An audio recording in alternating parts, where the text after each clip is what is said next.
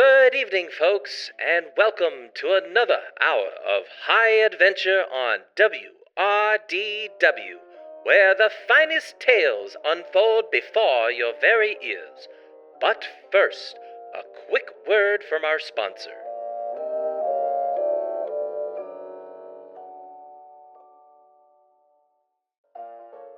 Say, is your motor running rough? Is that old jalopy of yours feeling sluggish on those long, dusty roads? Well, fret no more. Introducing Golden Gear Motor Oil, the finest lubricant for all your automobile needs. Keeps your engine humming like a kitten and your car rolling smooth as silk. Golden Gear for when the road calls and your engine must answer. Available at all fine retailers.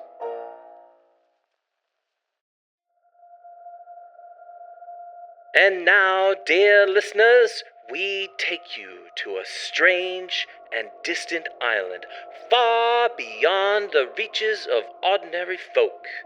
An island where a visionary, one might say a modern-day magician, has used the latest marvels of science to resurrect creatures long lost to time.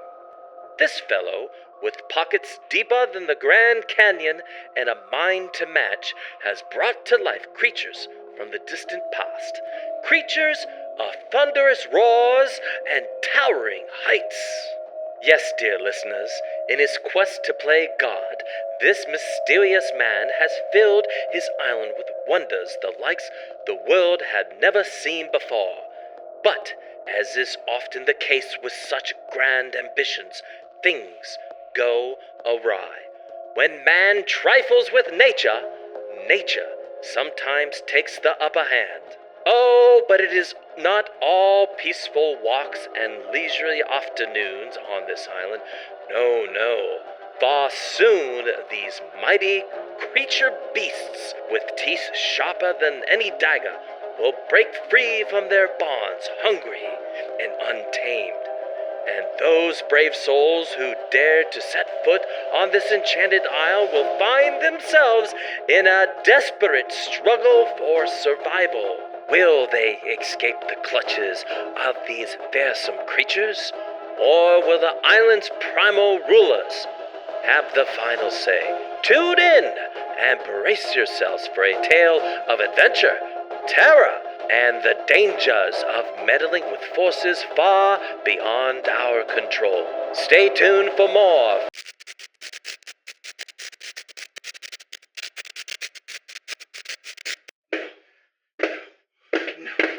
No!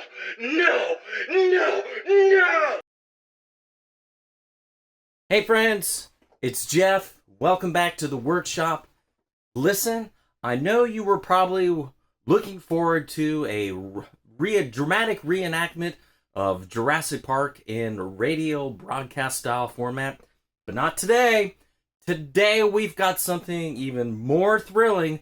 We are going to be rebuilding this portable sound system for my wife's artistic swimming team.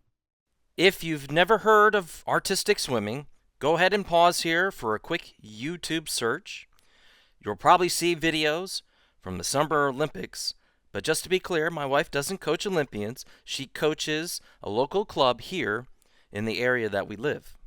Now, this little sound system gave everything that it could, and it has finally called it quits. Pretty common in the world of synchronized swimming. Pool environments are tough on equipment.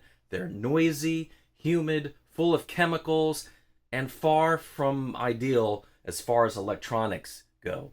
Clubs usually can't afford sort of that top-tier gear, so sound systems get cobbled together from donation and whatever budgets on hand.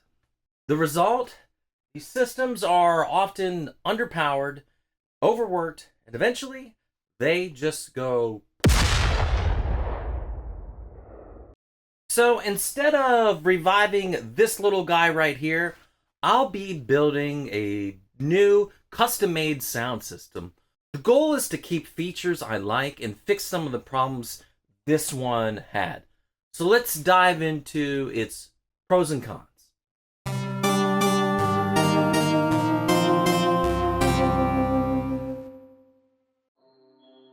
So let's start with what I like about this sound system.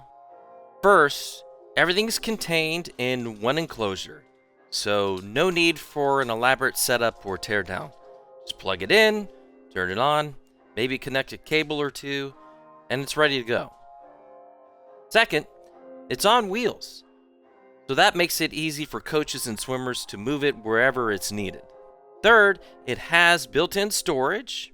Cables and cords and phones, when phones are used to play music, can be tucked inside to keep things tidy by the pool. And finally, the sound system was painted using truck bed liner paint, so the new one will get painted with that as well. These are the features I want to keep. Now, let's talk about the issues I want to fix.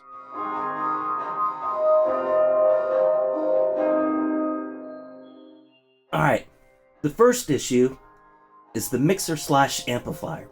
It is located at the bottom of this portable sound system. So, and as you can see, the knobs are all facing forward. So, this can be a problem if you want to make a small adjustment. It means that every time you need to, like, say, turn the volume up or down, you've got to bend over and make that adjustment. Not exactly all that convenient, right? The second problem, with the knobs below and facing forward in front of the speakers, this creates a risk for feedback. So feedback is when, in general, when a microphone gets too close to a speaker, that's that squealing noise that you hear. So coaches spend a lot of time talking to their swimmers over the microphone throughout practices. And if a coach forgets to set a microphone aside before adjusting the knobs, that can create a potential feedback in the system and get a full squeal right in the ear and create a pretty unpleasant experience.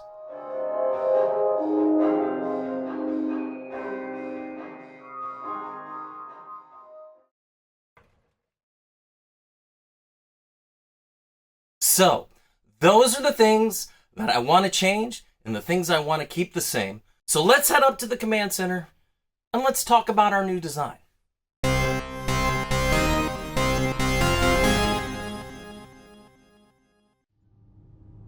All right, ladies and gentlemen, welcome back to the command center. As you can see, everything's going great up here. So let's go ahead and bring up our design system computer screen, and let's talk about how we're going to put this new portable sound system together. So one of the changes for this sound system is that I am not going to be like building the cart, so to speak. I already have a fully functional cart, so found this. This is just a dramatic representation of it on the screen here. But I found a cart in the poor man's flea market, great condition. It's nice big cart, nice and sturdy and everything. So we are going to use that as the foundation for our portable sound system. Then of course we will have to have a speaker. So I've already gone ahead and I've purchased a JBL 12-inch two-way speaker that will be resting on the top shelf of the cart. Then this is where we will construct a shelf that will be able to hold our mixer/amplifier. Get it out of the bottom, bring it up higher. So we will put it up there. Now remember, I said we don't want the knobs in the front, or we're going to address the problem. We don't want the knobs in the front. We're going to turn it around so the knobs face backward towards the person using the sound system. And then that just leaves the underneath for a nice amount of storage, that thing for cables or whatever that can be put on there. Now, I am going to modify what you see on the screen here slightly, or we're going to go to the next screen and we're going to take a look at the shelving unit from the side, and I'm going to tell you how that's going to differ slightly from what you see on the screen here. All right, so here is our side view. We're sort of doing that X-ray vision view. We've got the front side on the left-hand side there. What we are going to do is we are going to build the shelf or install the shelf that holds the amplifier. We are going to do it. We're going to tilt it back a little bit.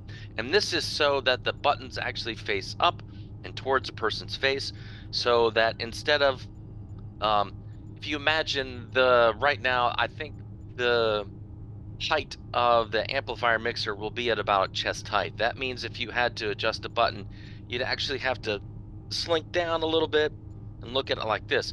But if you turn it and rotate it up a little bit, then all you have to do is turn your head down and look at it like that. A lot of DJing equipment, especially mixers, are done that. They have a slight tilt to all their knobs and everything.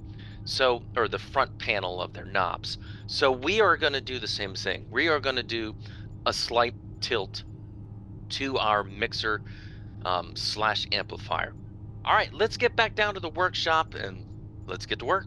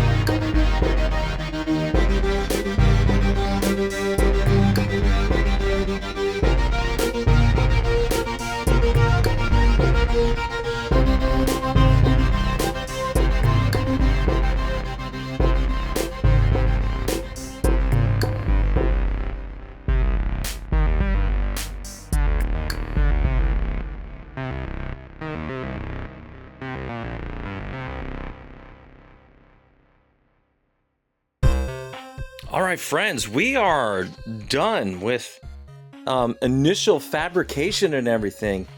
And man, I am like super excited how things have turned out. So let me go over what I've been doing and tell you about all of the change plans. Well, you know, we make this stuff up sometimes as we go along. Let me talk about, well, first of all, let's just take a look at that. There we go.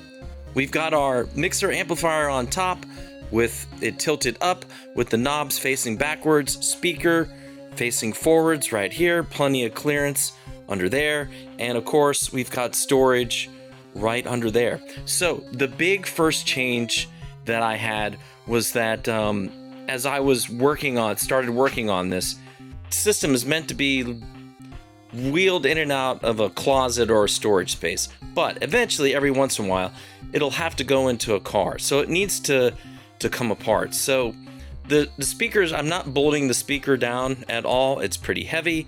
It'll be all right. You can't really take the cart apart.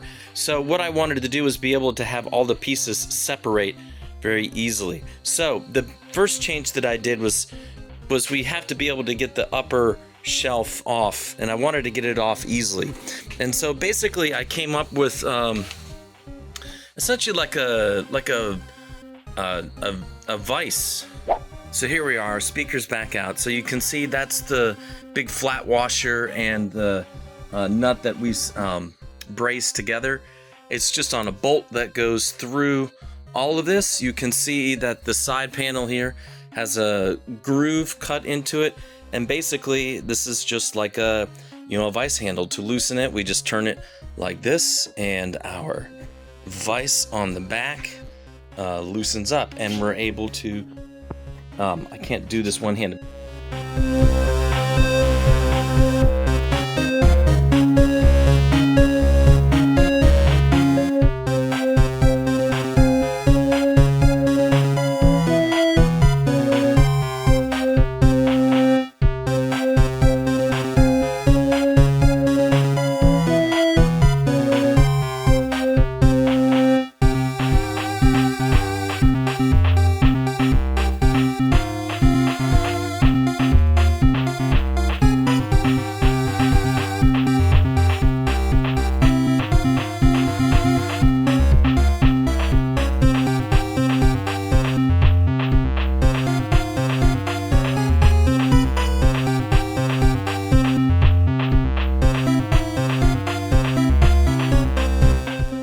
I didn't put any extra handles on here. I thought this could just be used the way to lift out the handle.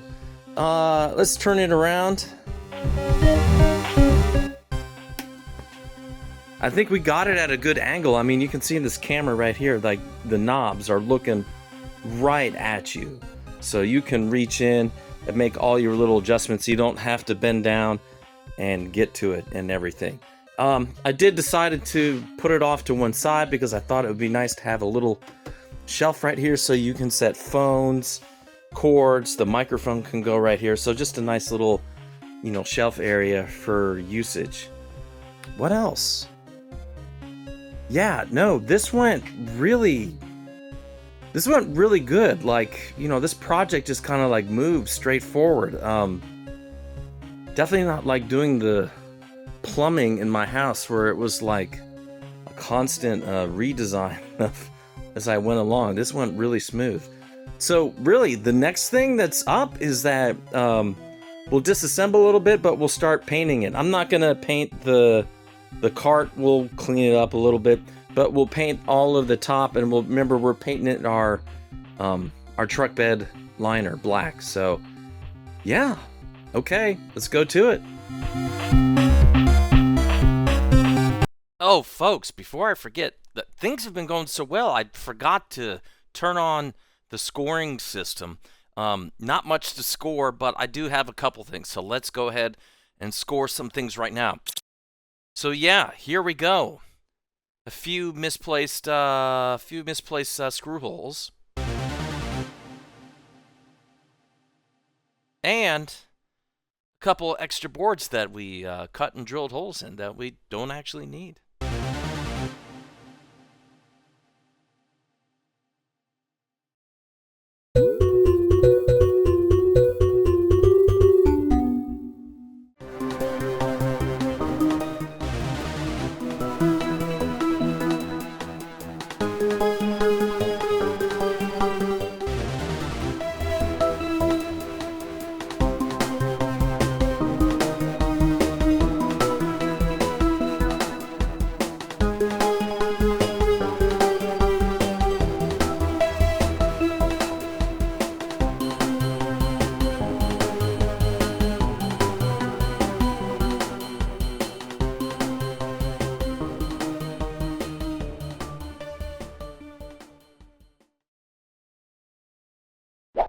All right, ladies and gentlemen, we are done with painting and assembly. And do you know what that means?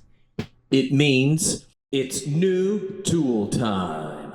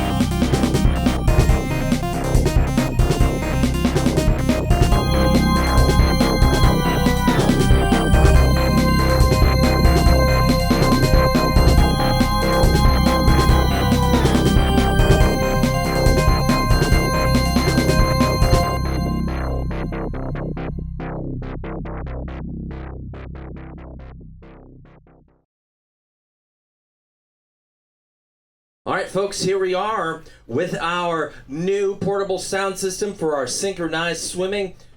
So, folks, let's take a good look at the cart real quick. And, you know, one thing that actually kind of struck me as I was trying to figure out how I was going to film this final scene is that, you know, the cart is pretty utilitarian looking. It's not like those typical sort of like tool videos where there's this huge difference. I mean, there's a difference, don't get me wrong. But that's the purpose of this cart. This cart just serves a utility purpose, and its job is to be as low friction as possible. And what I mean by low friction, I want you to put yourself in the position of coach. You know, when a coach gets to practice, a coach wants to get practice going as efficiently and frictionlessly as possible. And so the sound system has to be of low friction. So think about a bullhorn, all right? When someone is using a bullhorn, you know, they know that the bullhorn is easy to use. They can pick it up, pull trigger, speak into it, and a bullhorn works. It's frictionless, or has a very low amount of friction. That's what we kind of want from this speaker system. Keith, how's it going, friend? Good to see you. All right, ladies and gentlemen, that's Keith, the best looking member of our family. So we try to design the system to be as frictionless as possible, meaning that it doesn't require a lot of setup. The goal is to be able to plug it in, turn it on, you pick up the microphone, it is ready to go. So microphone's already plugged in, ready to go. Sound is as simply as plugging it in. There's not a lot of complication to it. And we just want it to hold up. We want it to be sturdy. It's going to have to survive a little bit of abuse. So if in the end you're like, Jeff, that just looks like a plain old utility cart with some speakers sitting on top of it. Yes, it is, but it will hopefully hold and last and be as low friction as possible. Now, let me talk about something else. As I make these videos, I kind of edit them as I go along, as I make them. And I had noticed where when I had showed you I had clamped down one of the sides, and then like I picked up one of the sides and it actually looked like it moved. And initially I was like, oh no, the clamping system is not as tight as I thought it was. No, it is. What happened is that the sides, the handle of the cart actually pulls out. I've got to fix that a little bit. So the clamping system is tight. In fact, it was tight enough that when I pulled up on this, it pulled the handle out of the cart there. So we're going to epoxy and screw those in place and fix that. But that clamping system is tight. Let's talk about some of the things, that little fine features that we did on the cart at the end here. You will notice I've done some labeling. So we've got the labeling of the mic on the front here, so if someone happens to unplug it, they know they can plug the mic cable right back in. On the back, we have a labeling for above water and underwater speakers. So in synchronized swimming, or artistic swimming, they use an underwater speaker. It first goes into an isolation transformer, and then that isolation transformer goes to a specially designed underwater speaker. So we can plug both the underwater and the above water in the back. It doesn't really matter which one's on left or right. You just remember, the goal is low friction. We don't want people to have to think about it too much. We just have it labeled for underwater and above water. All right. For our vices on the side that hold our shelves in place, we put on some labeling for tightening and loosening. Some people are righty-tighty, lefty-loosey challenged, and so we've just labeled loosen and tighten so it's clear about which ways you can loosen and tighten it. We've got a power strip on the back of this here, so not only is it for the system itself, you can plug in your phones and chargers and whatever and whatnot. It's all there. It's bolted to the cart. You can see underneath we have some storage. Right now it's just holding extra cables and our extension cord, but that can be used for whatever. And yeah, that, folks, is our portable sound system. So you know what that means. It's time for a little outro music. All right, ladies and gentlemen, I want to say thank you for joining me in the workshop this time. We will see you on the next one.